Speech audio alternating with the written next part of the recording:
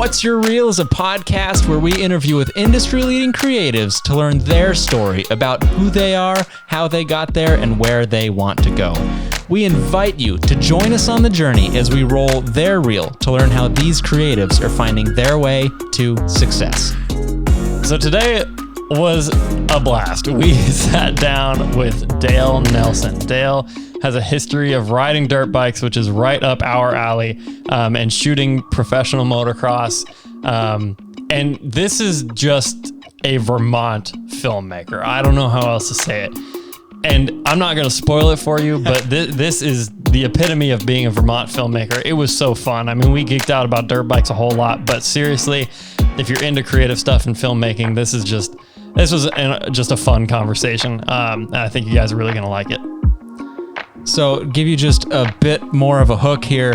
We didn't know Dale before sitting down with him. So we're getting to know him just at the same time you are, and give you a bit preview. He went to Florida for film school, and now he's doing film here in Vermont while running a dairy farm. So with that, let's welcome Dale to the show. I'm Dale Nelson. I'm a dairy farmer / videographer. I live in Fairfield, Vermont, and just see, you guys have a lot of common. Part-time video, I guess farmer. Part-time farmer, yeah. I guess awesome. So. Yeah. How long have you always lived in Vermont? Yes. Oh, well, I moved away for a couple of years. I was traveling. I lived in Florida for a while, but I grew up here. Yes. But that was for college. For college, and then my first job I had, and then I moved back, I think 4 years ago. So Gotcha. I've been back in Vermont for 4 years now. Cool. Right on. Well, so here's how I know you. Okay. I know you from Dakota Alex. Okay. Yeah. Because you make a lot of videos with him. Yes. So Dakota, I don't know how old he is.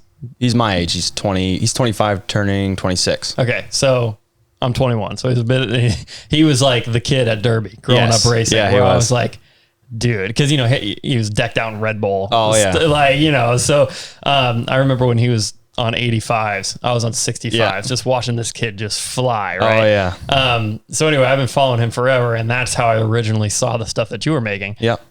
Because you do a lot of stuff with him. Yep. Is that just from growing up riding with him? Or? Actually, I met Dakota. I used to race with him at Ryder Hill, but we never really knew each other. I actually ran into him. I was working for a professional race team as a videographer, and he was racing professional Supercross, and I ran into him at Atlanta Supercross, and we were kind of the only people from Vermont on the series, so we just kind of became friends from there, and the rest is history. I cannot wait to talk about that. Oh my gosh. Okay. Cool. A little more background on me before we get really rolling. Yeah. Is I'm trying to break into the motocross space. Yeah. So I've been shooting with AJ Catanzaro. I see that. If you know him. Yeah, it's good stuff. He's the man. He's awesome. He's just so fun to hang out with, and he's the YouTuber guy. Yes. Right. Yep. So it's been a great opportunity, and he's just awesome. So I really want to talk about that. Yeah. But let's jump back. Let's try to get a little bit more about you and kind of how you got here. What came first, cameras or dirt bikes? Dirt bikes. Heck The dirt bikes brought me to cameras. Really? Yeah, we were always riding, and we had a track at the house. We were building jumps, and one day we said, let's start filming this. So we bought the cheapest camera we could find, and boy, those. Do you know what that camera was? Oh, it was a Sony Handycam, just with a digital zoom. Been there. Yeah. Digital. The thing was actually pretty sweet though. It had like really good night vision. Like now that I think about it, it was ahead of its time. This was like, probably 2008, 2007. Then I got a Windows Movie Maker and just started making videos. They weren't that good, but that's where it started. Like it definitely ignited something in me. Like I remember the day I edited my first video, I just spent hours on it, and it was like no time went by. When you're passionate about something, you can just focus. And that's where it all started. I think I was 13, and I didn't even know what to call myself, so I just said 40s Productions because that was my racing number, and that's kind of where I went with it. Heck yeah. So I can relate to that. Yeah. Did you grow up on a farm? Yes. So I come from a long generation of dairy farmers. We're a third generation dairy farm.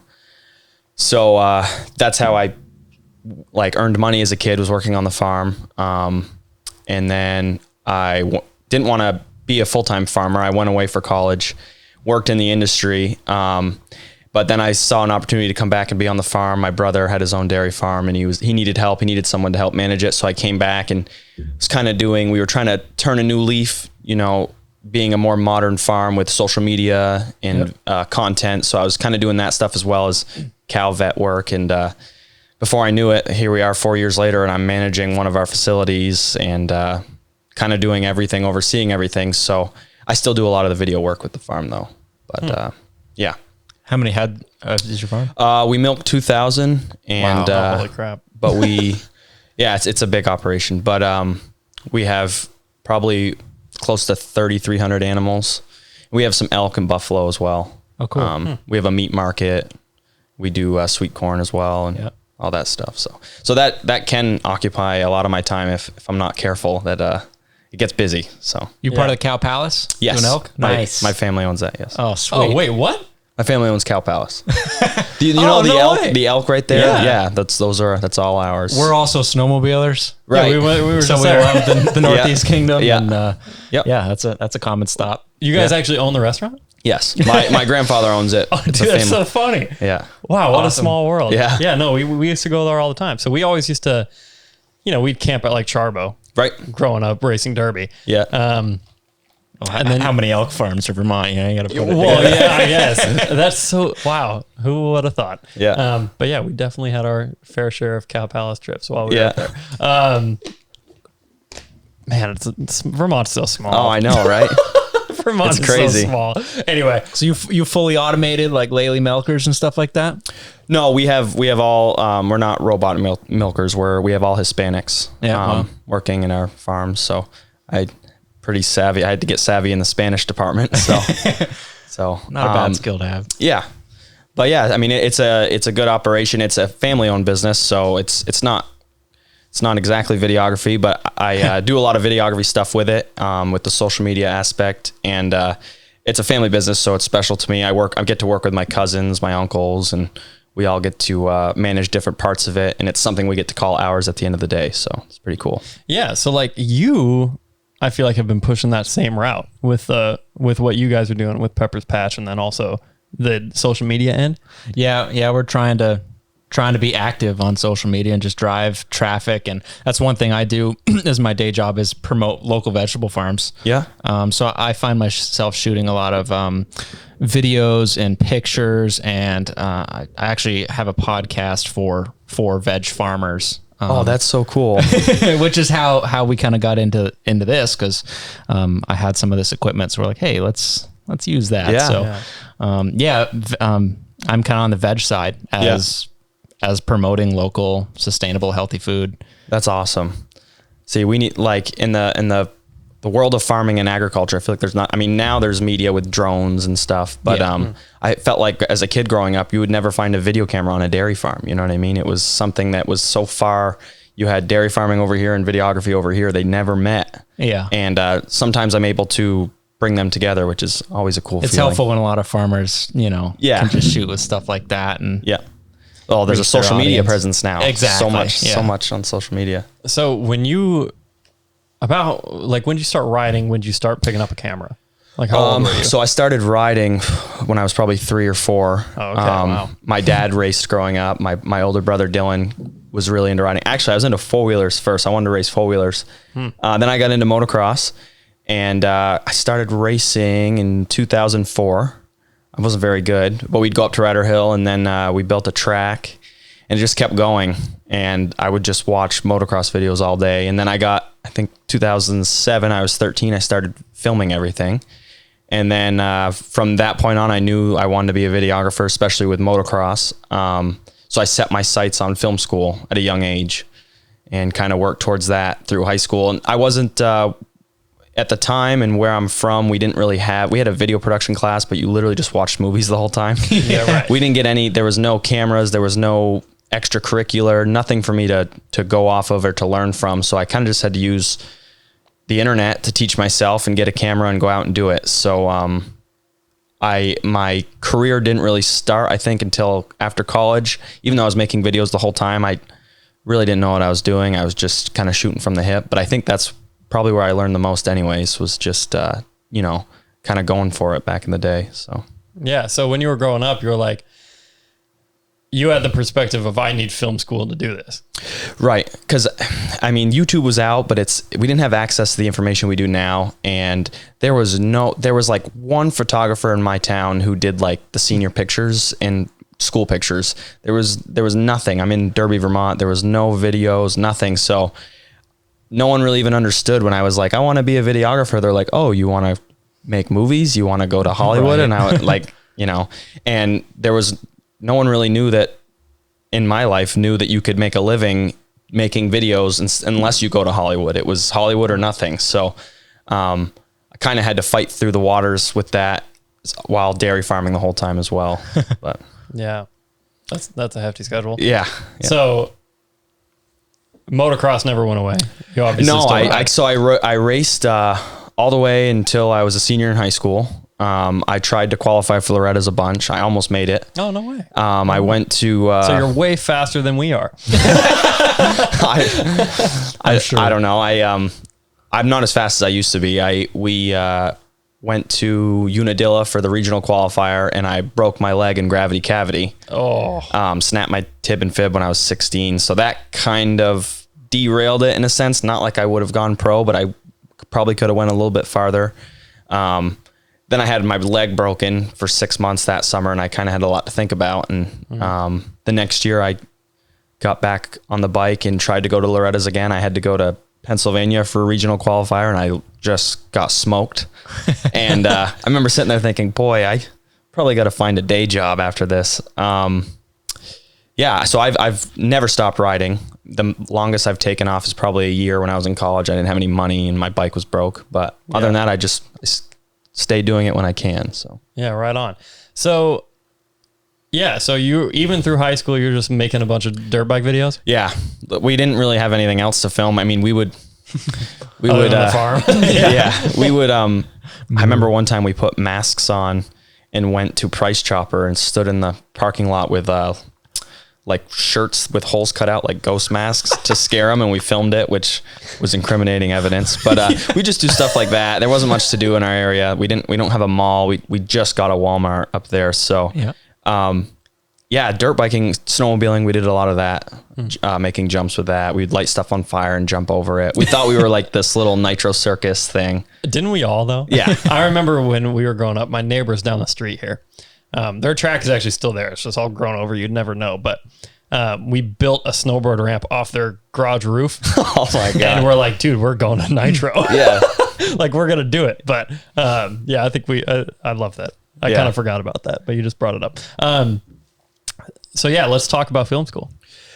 Yeah, it was awesome. Full Sail. Yes, Full Sail University. I went in 2012, and just such an exhilarating experience. It's like the military school of film school. I feel like it was pretty intense, but I learned a lot. Some of the best years of my life for sure. Are you a Film Riot fan? No, not really. Oh, interesting. That's the only reason I found out about Full Sail was because he went there. But. Yeah.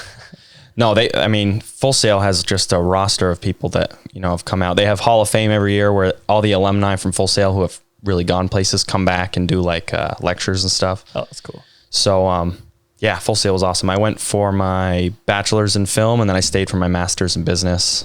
And that was 5 years ago when I graduated. So what'd you learn? Oh my God. So it was, let's do this. Explain to me where you're at knowledge wise, experience wise, all that stuff going into it. Yeah. I literally had nothing. Were you still shooting on a Handycam? Were you on a DS? Oh, wow.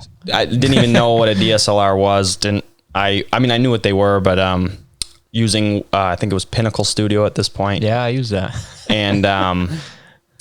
And I never was like a big tech guy. I still am not. I mean, I know my way around a camera, but I'm not like always like into like the specs and stuff. And so when I got to film school, they broke it down everything. I mean, we learned everything from how to run a camera to lighting to running power to set, I see you have C stands over there. Oh, heck yeah.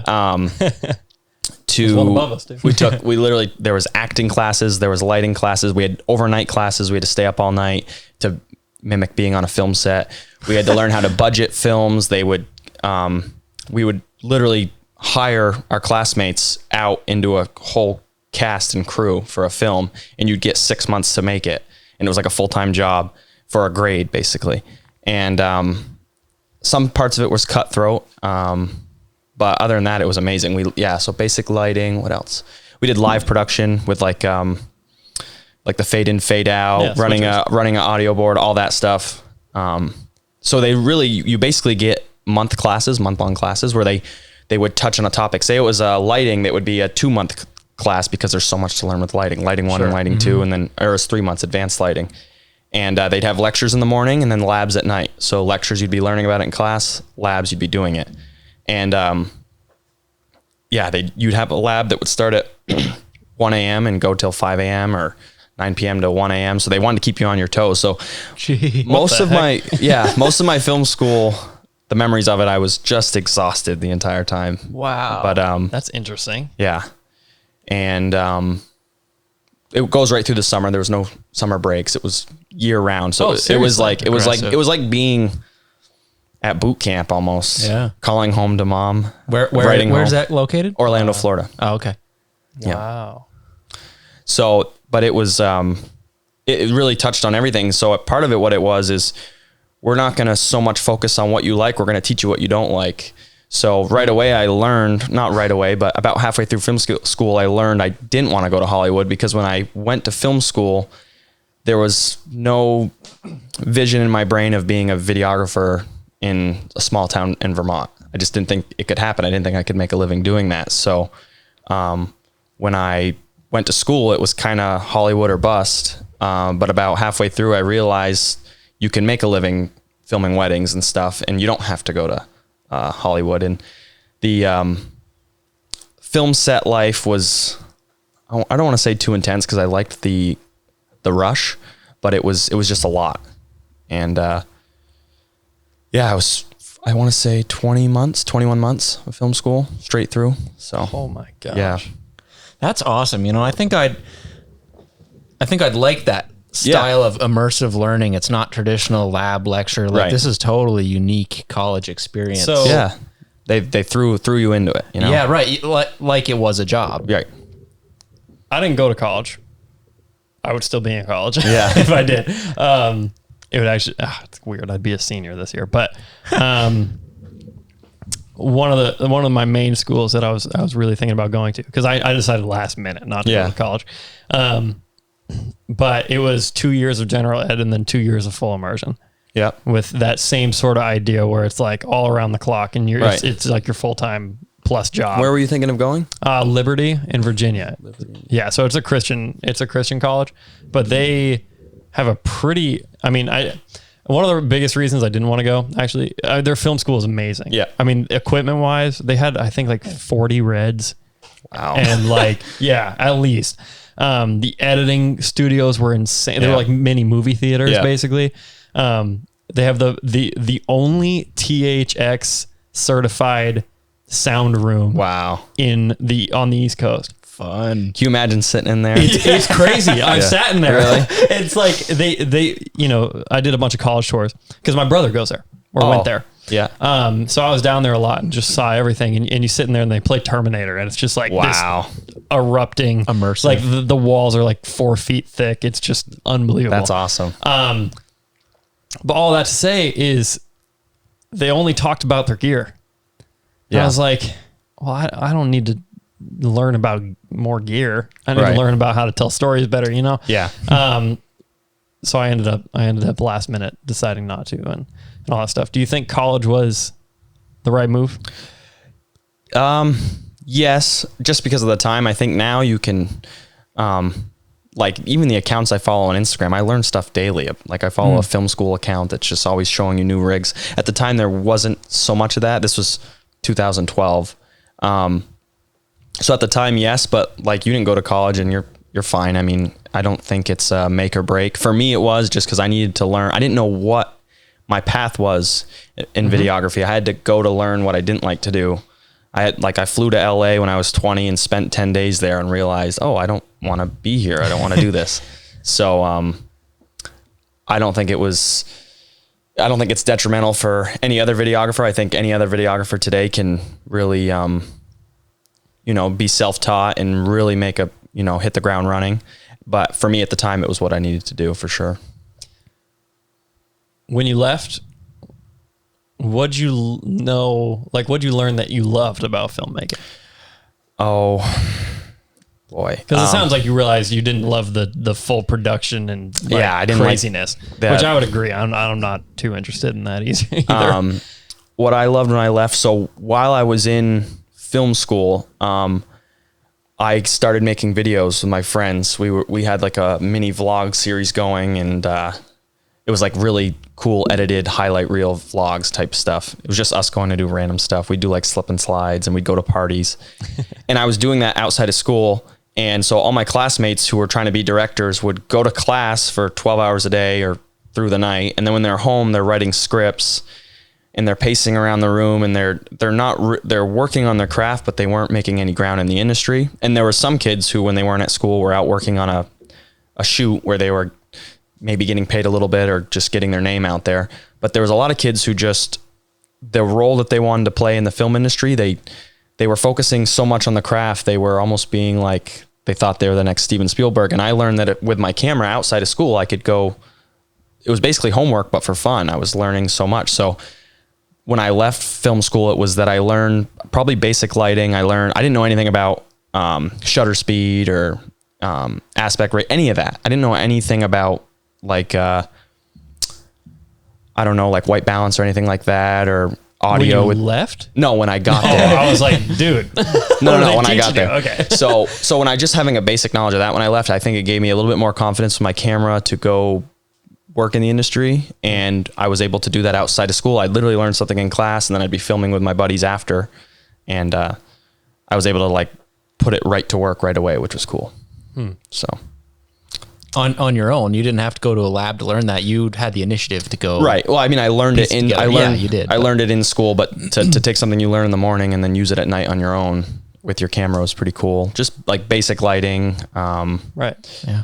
How to edit. I mean, we were certified in Final Cut at the time, which I don't know if I'm still considered certified because it was 8 years ago, but they taught us everything we need to know about editing, footage flow, data flow, and all that stuff. So that was cool, like to learn that. And like I said, I think it kind of prepped me to not say, hey, am I even a videographer, to, okay, I've learned this, I know what I'm doing, now I need to apply it. So was that Final Cut 7? Final Cut 10. Oh, really? Okay.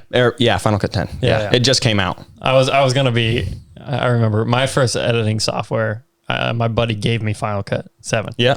And I was going for that certification. Yeah. Because I don't really know why. I was young. Yeah. Never got it. The book is sitting over there.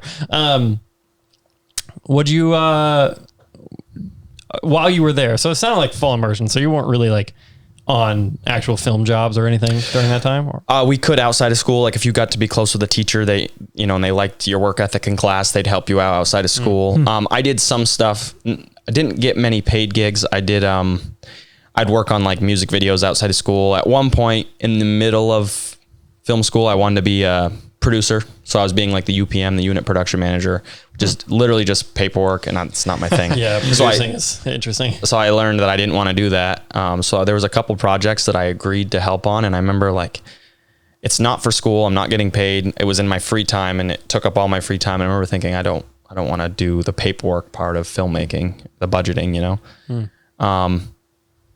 But no, speaking of gear, we didn't have the Reds. We had the Arri Alexa. Arri Alexas. We got to use those. Those things are sick. We had the Arri Mini.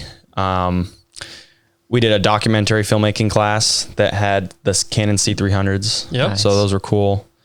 Yeah, so you got exposed to that. Yeah, we got to use different stuff. Cinema, And actually, the documentary filmmaking was probably one of my favorite classes. And I think that's, now that I think back to it, that's probably what kind of led me on the path I'm on now. Not that I'm making documentaries, but when you're doing a video for a small business, you're kind of treating it like a documentary. You're following them around and that is what I do. Yeah. is promotional documentaries. Yeah. Is my own clarification for it. Yeah. My own little category that I put Yeah. myself into is the promotional documentary space. Because as you know, companies can't sell something by selling something. They have to sell the story. Yes. So, yeah, that's what it is. Yeah. Promotional documentary stuff. Yeah, Full Sail. I was going to go there. I had a buddy who went there actually. Yeah. What did he go for? He went for, I think, more graphic design. Yep. Or maybe it was even game design. They have It a might have big been game. game design. Yeah. Yeah, I should reach out to him. Anyway, yeah, dude, that's sweet. So when you come out of college, what do you do? Oh, so while I was there, before I left, I made some connections. So I ended up getting in with the motocross crowd. I met Jason Lawrence. Okay, so back up. What does that mean? You got in with the motocross crowd? So in Florida? Yes. So, and then Do you the have industry a bike down there? Yes, I had 2 bikes with me. 2? I had a KX 250F and a CR 125. Oh, sick. And I kind of got away from filming motocross because I was in this film school thing where that's all that mattered. And a friend of mine said, let's go to the track this weekend. It's going to be a big race at Dade City. So I went there and I ran into Jason Lawrence, Jordan Bailey, Ronnie Renner, Robbie Renner, just a lot of the local pros. Wow. And so I got in with them, and then I came up with 40 SP, and then it kind of just took off. And so I would literally every weekend go to a track where all these MTF kids are racing. Yep. And I would just sell Instagram edits for $30 a pop to kids. And so moto moms would come up to me, can you make an edit of my son? He's number 3 in the 65 class. So I'd have to go out and film them. And then I'd take that money, get a hotel, spend the night, get ready for the next day and edit all night, like literally all night, and then get ready for the next day of racing. So I did that. I grinded doing that for a while. And eventually I started working with Verb Moto. And what? Yeah, worked with them a bunch. Wait, really? I did they did a good time in dirt bikes tour in 2015 in Florida. They were touring through different tracks in Florida. So I got with them, and then every now and then I'd get a video of Jason Lawrence and they would post it and stuff like that. And then, and that's Danny Stewart and Wes Williams at that point, or no? At this point, it was just Wes Williams, Eric Shirk, and I don't know if Tom Journet was on it yet. Yeah. I'm dying to meet those guys. Yeah, they're cool dudes. They're cool dudes. So then I think it was either through Racer X or Verb, I got picked up by a race team. There was a Jimmy Albertson, a professional racer. He was putting together a race team, and he put out a video contest. Go out and film a dirt bike video and send it to us. But I had this whole YouTube catalog of all these races I'd done, and I had some that were on Verb Moto. So I just in the back, I think I just graduated my master's. I literally was unemployed in the town in the college town I graduated in, kind of like in limbo. Like, what am I gonna do with my life? And I just one day just submitted a video, and a week later they contacted me and said, we want to hire you.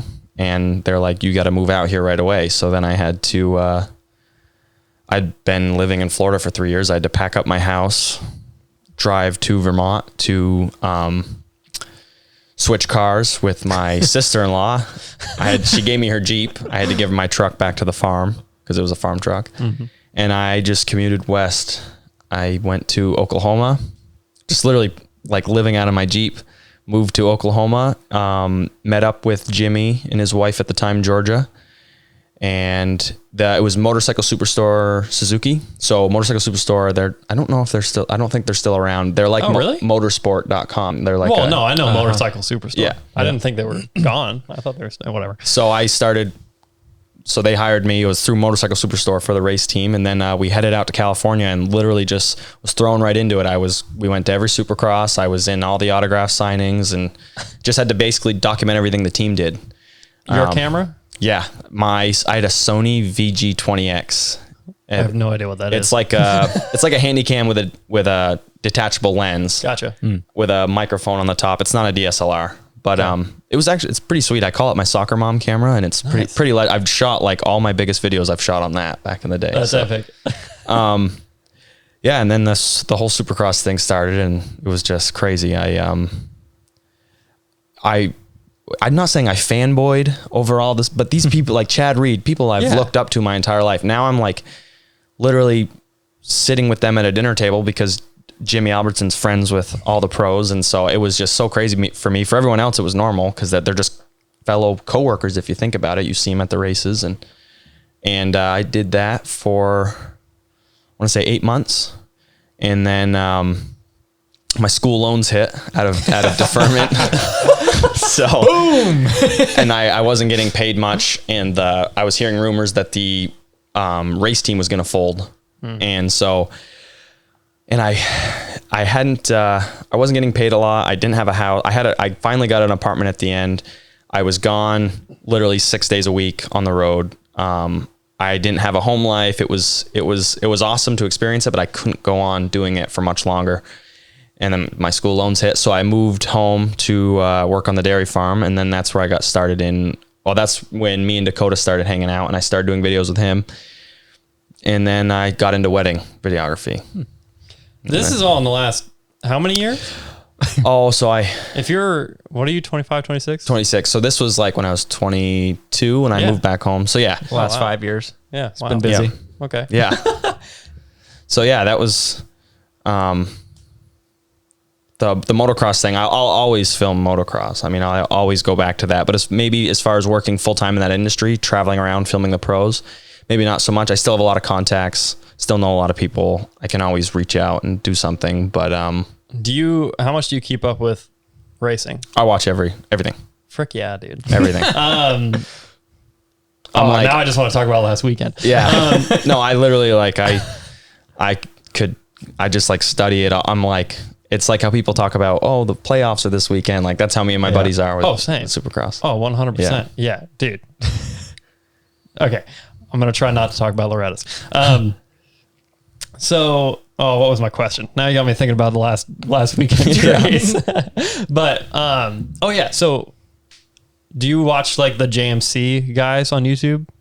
JMC. So JMC Motorsports or whatever, they're a race team and they make amazing videos. Like they have a guy for their race team. I haven't seen it. Pumps out YouTube videos. Yeah. Really, really good. I really like watching them. None of their guys do super great. Honestly, they're kind of more focused on their amateur guys, but they make really good stuff. So like where was your, I mean, I want to talk about the motocross thing for a little while. So of course, when you're working for this race team, what kinds of videos were you making? Oh, so literally everything. So my job was to manage our riders were, Josh Osby, Kyle Cunningham, and Jimmy Albertson. And I had to manage their social medias, their Instagram accounts. Oh, their accounts? Well, so I had to create content for them. And then on race day, I had to capture content and post it for them because they're obviously out on the track.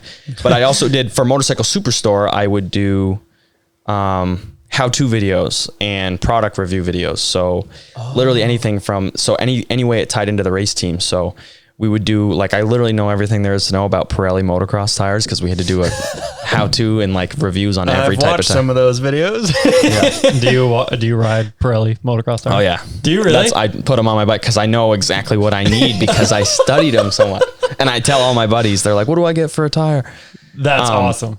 Yeah. So we did that. It kind of started with just, so say, I guess I'd have to do it on a weekly basis. So say we'd fly out to a race on Thursday. We'd get there. We'd do press day Friday morning. Mm-hmm. So I'd have to basically film the rider doing that, whatever rider. And this is Supercross? Yes. Okay. And then on the Motorcycle Superstore racing account, I'd have to do like an edit and content and pictures, like so many per day. And then Supercross, you can't, on press day, you can use the footage, but on race day, you can't use the footage. And another part of my job on race day, because I couldn't use the footage because, like the network owns it. Right, the network owns it.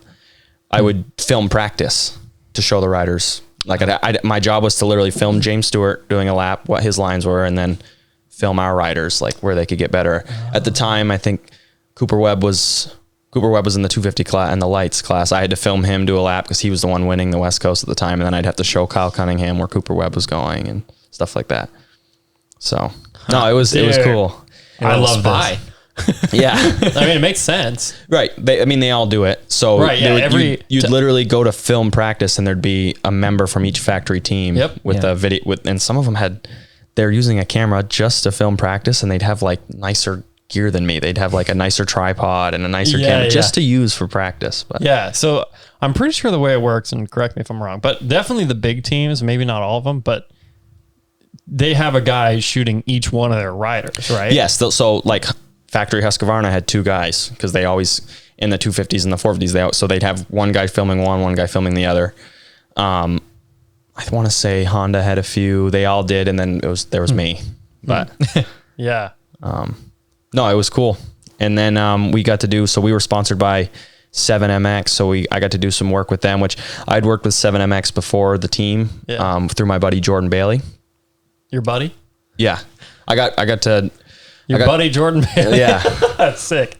I got to know Jordan Bailey pretty well, and then so he brought me out to James Stewart's house for a 7MX ride day. Come on, dude. Yeah. Wait, did you ride? No, I was there just to film. But well, would you have ridden that track? I don't know if I could. It's pretty nuts. Dude, I know you've seen videos of James Stewart. Sure I have. It's unbelievable. Yeah, it's next level. So there was a lot of things where my background in motocross really helped because I wasn't just some regular videographer. I was able to I knew what looked cool, and then when it came to filming practice, I could tell when a rider was on a hot lap, you know? Right, yeah. So then the race team was through 7MX, so I got to kind of, through the job I was at, work with the people that I know at 7MX, which is cool. We got to go to James Stewart's house a second time. Yeah, it was. What was that like, dude? Oh, it was amazing. Are you kidding me? He so what he does is he does so he has a championship in Texas. It's like a regional, national. Mm-hmm. And the champions from each class get invited out to his house in the fall of every year. So the regionals in the spring, and then they have people come out in the fall. But he also has 7MX athletes come out, and my buddy Jordan Bailey was going, and at the time I was his videographer. I did all of his content for him, and he was like, come on out.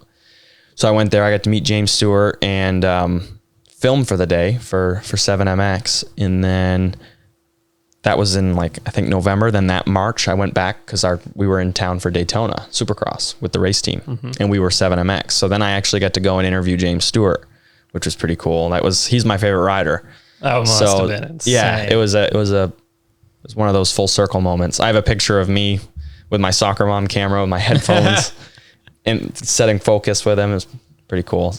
Wes Williams took it on a little cell phone, but it's probably one of my favorite photos I have.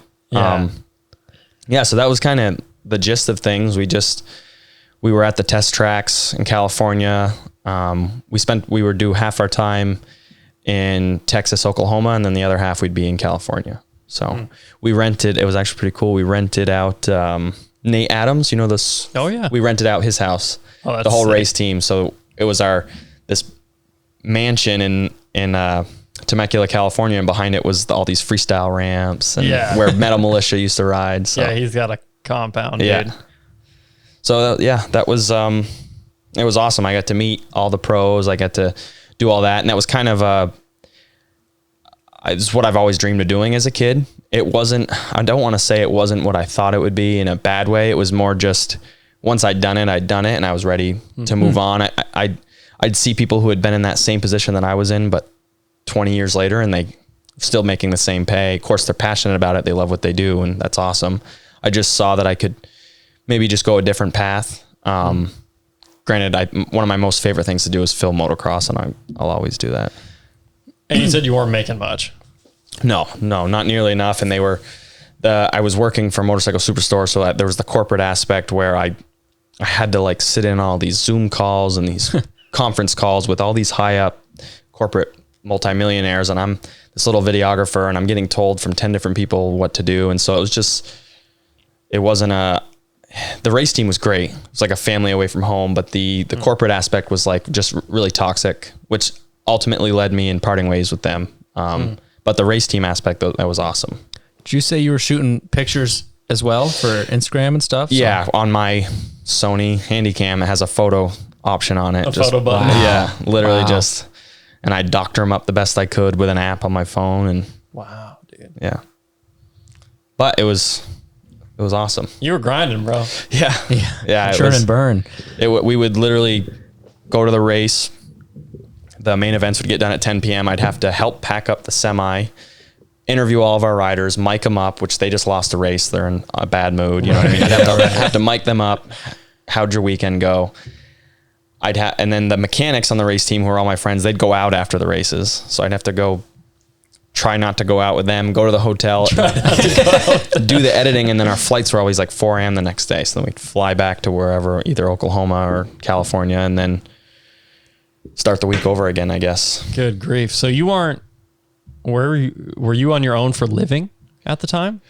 I was literally sleeping. So I lived with Jimmy Albertson and Kyle Cunningham for about, I want to say 6 months. And then at the end, I got an apartment just because it was time. But I was skeptical on getting an apartment because I didn't know where the race team was going to be based, if the race team would keep going. And I didn't want to go out and sign a lease on an apartment. So me and some of the mechanics eventually did that. Got an apartment together. But mainly I had a tote in the back of my Jeep full of clothes. I just lived out of my Jeep. I mean, I would have places to stay, but I was a mobile unit. You know what I mean? Yeah. Very minimalist. Yeah.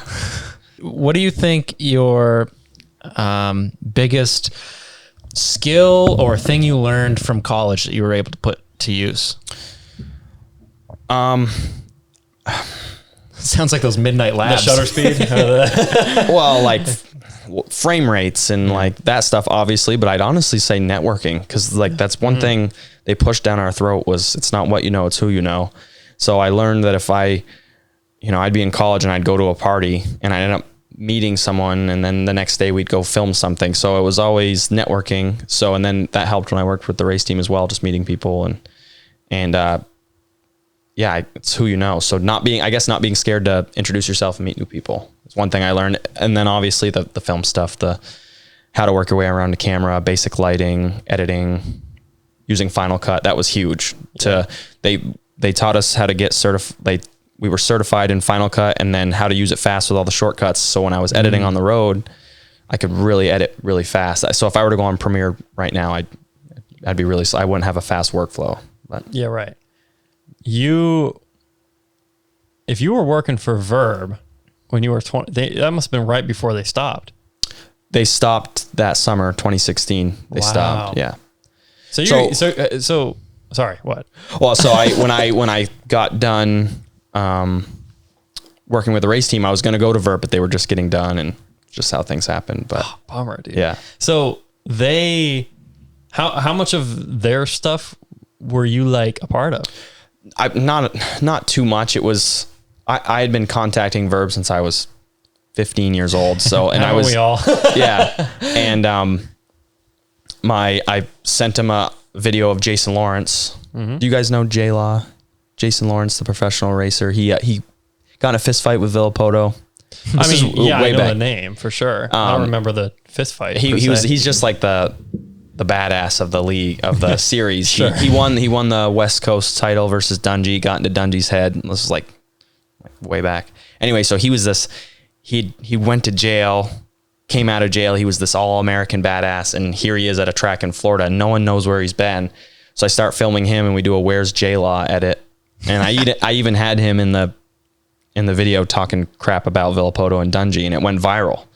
So Verb got a hold of it, and that's how I got in contact with him. But I had been trying to contact him for a while. So that's kind of how that worked out. Wow.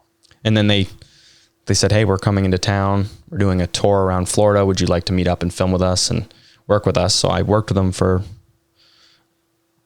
maybe a month or so. And then I ran into him at James Stewart's house again. So it wasn't like I wasn't employed by Verb, but I'd work with them on weekends and stuff when they were in town. Yeah. Dude, that would be awesome. Yeah. I really want to meet those guys, and I hope I have the opportunity to. Yeah. Wes is such a cool guy. He's just like, just running. He's just like, if you watch him at a track, he's got he calls it his point and shoot camera. It's some older Panasonic thing. And he's just running around, sprinting, filming this, sprinting that, like a kid running around on a playground. He loves it. And he's been doing it since, he's probably been doing it 20 years. It's crazy. Yeah. They're good, yeah. dude. They're good. Now that they're back, it's it's awesome. It's really, really cool to see. Just a couple of their edits from Loretta's, I was like, oh, dude. Yeah. Like so sick. Yeah. It's just like my childhood. Yeah. Because I mean, used to eat, sleep, and breathe Vermoto. Yeah. You know, A lot of- it was the best content. Yeah, it was. like by a long shot. Yeah. Well, they had like the cool edits with the music, and like any popular song that was out, rap song, they'd make edits to. And, Yeah. Oh, it was so cool. Yeah, I don't know how they pulled that off, but Yeah, I know. They definitely use a lot of copyright Yeah. stuff. But no, it's one of those things where I always tell this story. So I've probably said it before on this podcast, but whatever. I grew up racing, and it was one of those things where I cannot remember the time when I asked for a dirt bike. I got one when I was probably like 8 years old, I think. But I just wanted one forever. Like even I lived in Williston until I was 7. We had like a little electric one that I'd ride around the streets there. And I remember that. yeah, it was a good time. I remember when you got a dirt bike because it was before me and I was all upset about it. But anyway, so I was like, I just got to race because that's what you do. Right. So I go up to Derby on a 65 and just get my butt handed to me, dude. Yeah. And then like for 2 years, just got my butt handed to me. And of course, Derby is like, they're not fast either. Right. Compared to the national. Right. So on an 85, I was like, I want to start, because I was like the 10th place guy. Right. Yep. And I found this video of Adam Cincerillo Yep. that Verb made. Oh. And it was the first time I ever saw him ride. Adam. Yep. And he's been my favorite guy since I was on 80s, right? And now I kind of hate it because everybody loves him, and I'm like, I was there first. Yeah. But so I saw him come out of a start just hanging off the back fender, and I was like, there's no way that works. And I went and did it, pulled my first hole shot Really? the next weekend. Oh, dude. that's awesome. And then from there on out, you could get top 3 because it's like if you get a start, you're good, right? So that's awesome. But anyway, Verb, bro, I freaking love them. I thought you were going to say that you leaned back and looped out. No, it actually worked. Yeah. Like I could not believe that it worked. Yeah. But anyway, do you ever know Cole Burgess by chance? Cole Birch. No, it doesn't ring a bell. Never mind. I was gonna say he smoked everybody at Derby. Tried to go to Loretta's and got his butt handed to him. Right. At Dillo. Yeah. So when you're fast at derbies, doesn't always mean you're fast everywhere else. no, it's like actually mind blowing. Yeah. Anywhere else really, Yeah. except for Canaan. Right. Yeah. Canaan's You can go to pretty easy. Canaan and do pretty well. Yeah. Yeah. Anywho, so you come home. I mean, I think we've talked about all the race team stuff, right? Yeah. So I came home, and another thing that I couldn't do when I worked on the race team is ride. I was around motocross all the time, but I was like a fish outside of a pond looking in. I couldn't do anything. You couldn't borrow a pro's bike or anything? One day when we were leaving California, they gave me one of the practice bikes and let me rip around the freestyle course, no helmet on, just wheeling and stuff. Yeah. But because I'd sold my bikes when I got hired, I put because I couldn't take my bikes with me, and so I had to sell my bikes. So when I moved back home, my first thing was, well, I have school loans I got to pay for. My brother has a position open for me on the farm.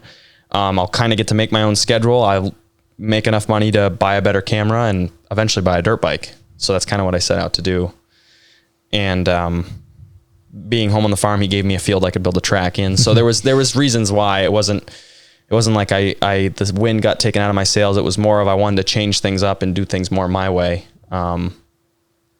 Like gladly after everything happened to me, I was with the race team. I was happy it happened, but I was ready to get back, to, I guess, making a living. So what does that look like filmmaking wise? What did you start doing? First thing when I got back was, how am I going to use my video camera to make money in Vermont? Because still, there's videography in Burlington, but we were in It's hard to make money. Yeah, we were in St. Albans, and Even in Burlington. And I didn't know, I didn't have any connections in Burlington. And so I just started doing videos for the farm, drone videos of us cropping. And some people started hitting me up to film their weddings. And I'd never filmed a wedding before. So the night before I had to go film my first wedding, I tried to become an expert on wedding videography. And then, Been there. yeah. And then I just started doing that. I never really promoted it. I would promote it, but I never really went full gung ho with it because I was, busy on the farm. And so it kind of conflict with my schedule a little bit, but through word of mouth, the Northeast Kingdom, it's small. So through word of mouth, people, Dale does videos. So, usually in the end of summer to fall every year, I film at least 3 or 4 weddings at the least. I actually had a lot more booked this year, but COVID happened. Yeah. So I was wondering, did that just wipe them all out, or are you still doing a I couple? I have one in September, one in October, one in December. The rest got pushed till next year. They're like, so we're going to reschedule for next year. What are you doing on October 3rd, 2021? I'm like, well, I don't know, but I can write it down. So Maybe we just answers my brother's question. Before you got here, it's like, I need somebody to shoot my wedding. Because Yeah. I'm in the wedding, so I can't Oh, do it. yeah. But anyway, so is that what you've been up to for the last few years? Or Yeah. you doing other stuff too? So I do like wedding videography. I do a lot of drone stuff now for the farm. That's like one of my more favorite things to do now. Sure. I just got a new drone. So I What'd do you that. I got the DJI Mavic Air 2. Those Nice. things. Yeah. It's awesome. I I used to want have the Phantoms. Yep, that's Yeah. what I have. And, I mean, it's broken, but Yeah. And I had the DJI Spark, which yeah. it kept malfunctioning. It was becoming a hazard. I would fly it, and I'm like, I'm not sure if today's the day it's gonna fly into someone's window, but The Yes. Mavic Air 2 is sick. Yeah, it is. It's cheap too. cheap, fast, Yeah. can maneuver great. The battery, it's like 15-minute battery time, but Whatever. as long as you It's enough. get your shots, get it back down. Yeah. So I do like, I was just in New Hampshire. I did a video for a energy company, just getting raw footage for them to use in like corporate meetings and stuff. So I do some videos for small businesses. Wedding videos. I do some drone work for friends who are, real estate stuff. Hey, we're trying to sell, our camp or something. But and then when I'm not doing that, I'm farming. Farming is so busy that it takes up so much time that if I'm not careful, I'll go 2-3 weeks where I won't touch my camera because the farm is just go, go, go, go, go. So, Yeah. You doing everything on the farm, tractor work, stuff like that? yeah. Or? So I work mainly with cows. I do a lot of veterinary work, and but I also do a lot of equipment stuff, a lot of management stuff. We have a crew that does we have an outside crew, we call it. But I usually, at the end of the day, when I'm done my cow work, I go help the outside crew, whether I'm running the chopper, driving truck, packing bunk, whatever. Fun stuff. Yeah. Heavy equipment's Yes. fun. Yeah. Are your video gigs all word of mouth, or are you doing any sort of promotion? Up until recently, they were word of mouth. Now I'm trying to take it to the next step. Like I just the other day created a Facebook page, and I'm getting new logos made. I'm still keeping 40 SP for motocross reasons, but I'm for like wedding videography. I'm going to Dale Nelson Film, so I'm getting Nice. some logos made right now. So once I get all that sorted, I'll probably start, promoting my Facebook page and stuff like that, making it more official. Yeah. Yeah, right on. Yeah. Cool. Who do you like? Who do you like watching? For racing? Well, yeah, let's start there. I was gonna say for media, but yeah, who do you like? Who are your guys? Who are your top guys? I'm a Tomac fan. Just Oh well, of course. He's a beast. I'm Tomac fan. I like Roxon. He's I've worked with Roxon a few times, and he was the nicest, coolest guy. So I'm always gonna be like, Yeah, absolutely. and obviously with his injuries and stuff. I'm so bummed he's not I know. doing outdoors. But I like Tomac. I love Barsha. He makes it so interesting. But I think I'm always secretly, like, subconsciously rooting for Tomac because he's the comeback kid. He comes from the back of the pack, and Oh yeah, he's a tank. yeah, Like he's awesome. Yeah, he doesn't take his freaking feet off the pegs. No, it's unbelievable. he stands up everywhere. I know. So AJ, Catanzaro came and watched a race with us, like me and my buddies. Yeah, One of the St. Louis races, and he just dissected everything. It was awesome to listen to. Oh, I imagine he was probably showing you things that you. Yeah, and he was like the same way because he knows everybody. Yeah. And he's just like, oh, this person's like this and whatever. And he's the same way. He's like, yeah, Eli's a beast, but untouchable. You can't get to know him to save your life. No, He's like, I'm so sad because the day he retires, you're never going to hear of him again. I know. He doesn't even like really post on social media. No, he doesn't. He just keeps to himself. It's just, But maybe that's what makes him so nothing can get in his head. He's just, yeah, he's a beast. Who are you crushing on for media? Like, do you follow? You said you followed some like Instagram accounts, but- YouTubers. Yeah, I follow some accounts. There was what's his name? The guy who does he does all like the cool videos. He had the glide cam with his Canon. You'd probably know his name. I used to watch him all through Devin college. Supertramp? Yes, Yeah. Devin Supertramp. I was obsessed with watching his videos for a while, but Did you go through the glide cam phase? yeah, I definitely did. Yeah. Who else? I'll do a lot of. I watch a lot of vlog stuff. Like, I'll watch like Logan Paul's vlogs, not just because they have videographers now. So I'm like, how are they doing? Like, they'll do some cool transitions and stuff. But kind of casual. Yeah, just I guess I don't follow enough stuff to be crushing on anything like that. Too but- busy on the farm. Yeah, well, that too. That really takes up most of my time. I was going to say, working on a farm is like, I mean, It never ever stops. Right. I get phone calls every night. I get woken up from the night crew, the night shift guys. Something's broken, and so it's always going. how many always. guys do you have? We have about 20 milkers, but overall employees, I think we have 50 total. Wow. Total people. So Yeah, that's legit, dude.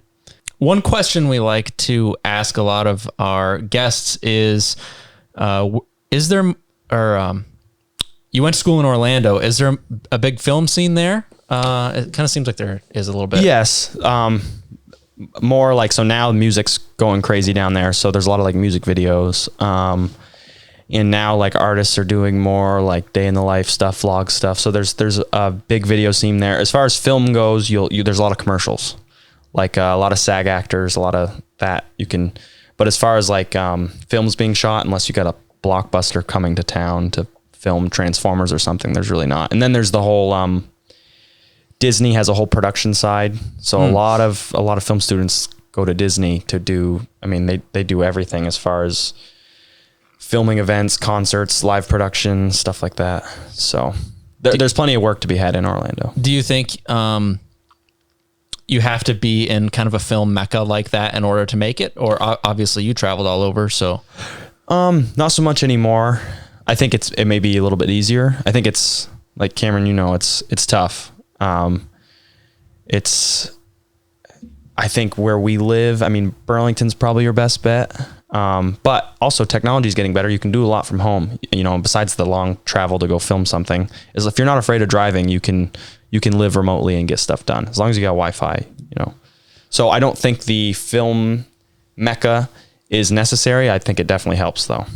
I liked how you were saying earlier how even just in the last 5 years, the way you can self-educate yourself now compared to traditional colleges is amazing. Yes, it's awesome. Yeah, we have access to so much information, and I think there's a bigger film presence in Vermont, at least now. I mean, before. Yeah, they just don't charge anything. Yeah. Yeah. Puts the rest of us out of work. But yeah, absolutely. Yeah, I feel like, I mean, I wasn't in Burlington 10 years ago, but I feel like 10 years ago there wasn't as much, like all small businesses have a social media presence now. They all are getting videos made and stuff. So I think it's going to get better. And for videographers, we'll be able to find more work as time goes up, time goes by. So Times are changing. Absolutely, dude.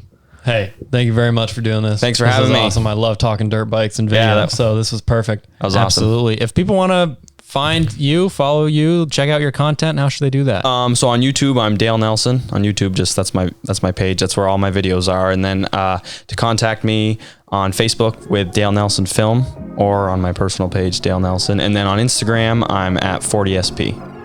Awesome. So you can find me there. Sweet, dude. Awesome. Appreciate it, man. Thanks, guys. Thanks.